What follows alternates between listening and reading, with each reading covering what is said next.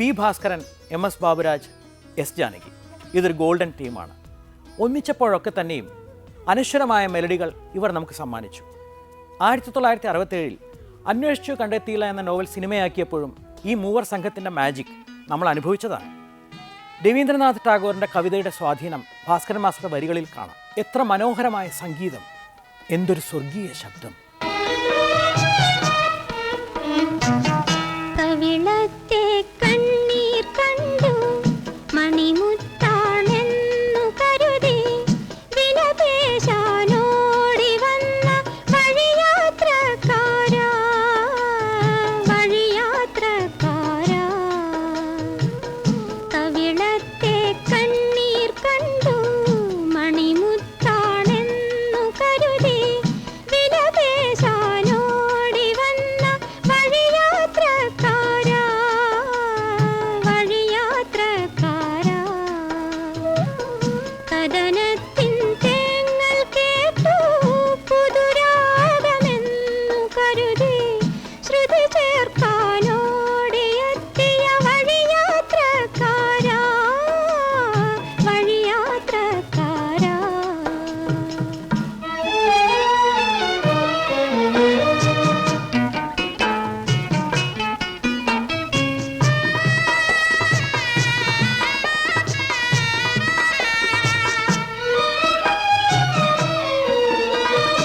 എന്നുടെ കഥകൾ കേൾക്കുമ്പോൾ നിൻ കണ്ണുകൾ നനയുകയാണോ?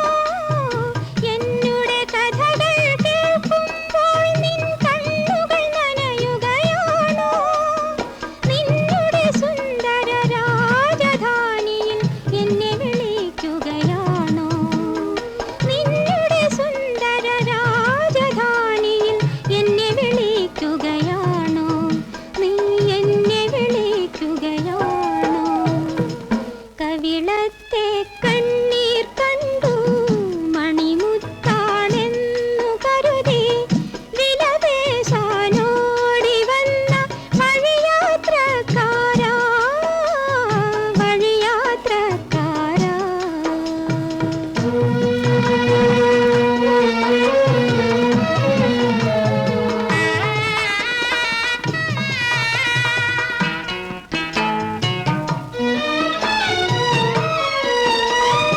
ഇനിയൊരു മധുര സ്വപ്നം തന്നുടെ പനിനീർക്കടലിൽ മുങ്ങാം. ഇനിയൊരു മധുര സ്വപ്നം തന്നുടെ പനിനീർക്കടലിൽ മുങ്ങാം. കൽപ്പന തന്നുടെ ചിപ്പിയിൽ നിന്നൊരു രത്നവുമായി പൊങ്ങാം. കൽപ്പന തന്നുടെ ചിപ്പിയിൽ നിന്നൊരു രത്നവുമായി പൊങ്ങാം. ഞാൻ രത്നവുമായി പൊങ്ങാം. കവിളത്തെ കണ്ണീർ കണ്ടു മണിമുത്താണെന്നു കരുതി വിലപേശാനോടി വന്ന വഴിയാത്രക്കാരാ, വഴിയാത്രക്കാരാ. ഒരു കാലഘട്ടത്തിലെ തമിഴ് സിനിമാ സംഗീതത്തിലെ മുടിചൂടാ മന്നന്മാരായിരുന്നു എം എസ് വിശ്വനാഥനും കെ വി മഹാദേവനും. ഇവർ രണ്ടുപേരും നമ്മുടെ നാട്ടുകാരാണെന്നുള്ളത് നമുക്ക് സന്തോഷിക്കാവുന്നൊരു കാര്യമാണ്.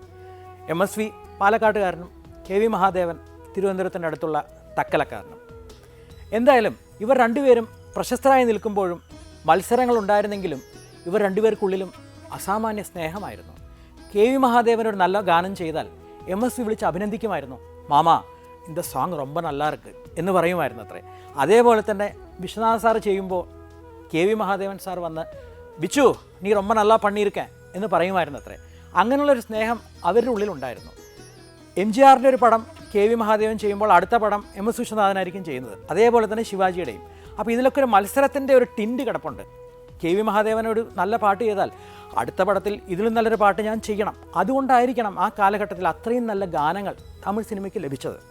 എന്തായാലും ദേവർ ഫിലിംസിൻ്റെ ചിത്രങ്ങളിലും ഇവർ രണ്ടുപേരും മാറി മാറിയാണ് സംഗീതം ചെയ്തിരുന്നത്. നീതിക്ക് പിൻപാസം എന്നൊരു ചിത്രം പുറത്തിറങ്ങി 1963. എം ജി ആർ ആയിരുന്നു നായകൻ. സാധാരണ ദേവർ ഫിലിംസിൻ്റെ ചിത്രങ്ങളിൽ മൃഗങ്ങൾക്കായിരിക്കും പ്രധാന കഥാപാത്രം. എന്ന് വെച്ചാൽ പ്രധാനമായൊരു കഥാപാത്രം ഒരു ആനയോ ഒരു പട്ടിയോ പാമ്പോ ഒരു ആടോ അങ്ങനെയൊക്കെ എന്തെങ്കിലും ഉണ്ടായിരിക്കും. ഇതിൽ പക്ഷേ എം ജി ആറും സരോജാദേവിയുമായിരുന്നു നായികയും നായകനും. ഇതിൽ കണ്ണദാസൻ രചിച്ച് KV മഹാദേവൻ സംഗീതം പകർന്ന് TMSഉം സുശീലാമ്മയും ചേർന്ന് ആലപിച്ച ഒരു മനോഹരമായ മെലഡിയുണ്ട്. പുരட்சித்தலைவர் രംഗത്ത് വരുന്ന മാനല്ലവോ കൺകൾ തന്നത്, மானல்லவோ கண்கள் தந்தது, மயிலல்லவோ சாயல் தந்தது, தேனல்லவோ இதழை தந்தது, சிலையல்லவோ அழகை தந்தது. மானல்லவோ கண்கள் தந்தது, மயிலல்லவோ சாயல் தந்தது, தேனல்லவோ இதழை தந்தது, சிலை அல்லவோ அழகை தந்தது. தேக்கு மரம் உடலை தந்தது, சின்ன யானை நடையை தந்தது.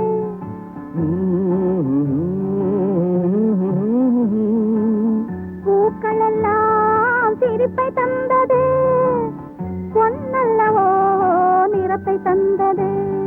தேக்கு மரம் உடலை தந்தது, சின்ன யானை நடையை தந்தது. பூக்கள் எல்லாம் சிரிப்பை தந்தது, பொன்னல்லவோ நிறத்தை தந்தது.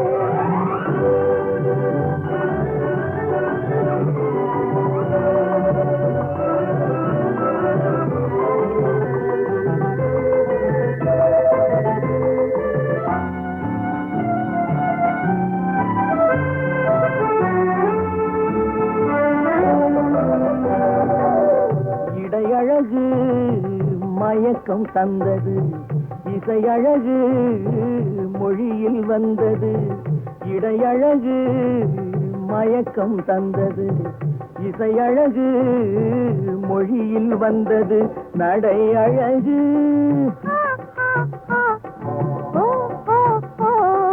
நடை அழகு நடனம் ஆனது, நானழகும் என்னை வென்றது. தேக்கு மரம் உடலை தந்தது, சின்ன யானை நடையை தந்தது. தேனல்லவோ இதழை தந்தது, சிலை அல்லவோ அழகை தந்தது.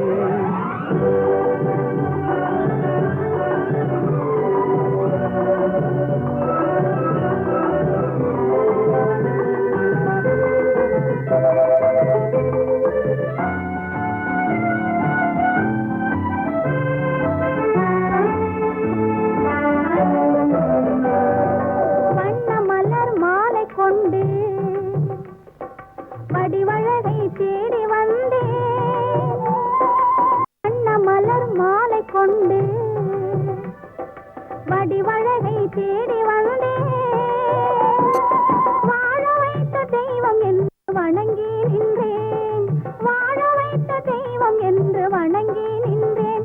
இனி வரவும் செலவும் உன்னதென்று என்னை தந்தேன். மானல்லவோ கண்கள் தந்தது, மயிலல்லவோ சாயல் தந்தது, தேனல்லவோ இதழை தந்தது, சிலை அல்லவோ அழகை தந்தது. தேக்கு மரம்